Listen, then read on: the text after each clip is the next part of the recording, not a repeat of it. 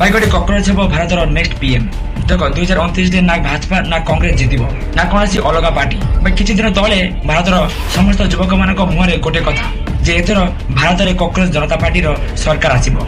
Chief justice Suryakant भारतर बेकार युवक मान कहते जे कॉकरोच बड़ी आई कथार भारतर युवपीढ़ी मैंने एते रागी जाइथिले जे अभिजीत दीपके नामक जने युवक कॉकरोच पार्टी ही बनई देछि। भाई सबुठ बड़ कथा होची एही पार्टी बनैबा किछि दिन भितरे ए ऑनलाइन बनैतिबा पार्टीर 5 पॉइंट मैनिफेस्टो अच्छी बेरोजगार मीडिया वाला इंडिपेंडेंस महिला मानक 50% आरक्षण परीक्षा विवादर स्टूडेंट मानक समर्थन और नेता मानक बार बार पार्टी बदलिबार मुद्दा रही। एवं धीरे धीरे यही पार्टी एत फेमस हो जाइए जे कि बड़ बड़ राजनेता जमी कीर्ति आजाद महुआ महंत्र एक्स रे ट्वीट करी एही युवपीढ़ी मानक एही कार्यकलाप पई समर्थन करछंती।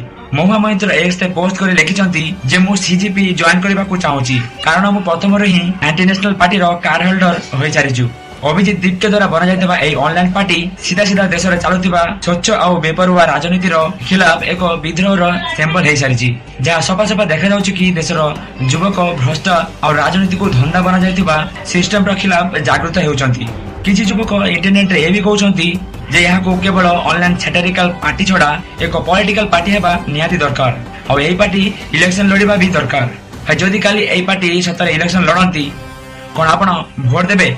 कमेंट आपन राय निहाती देकी जिबे।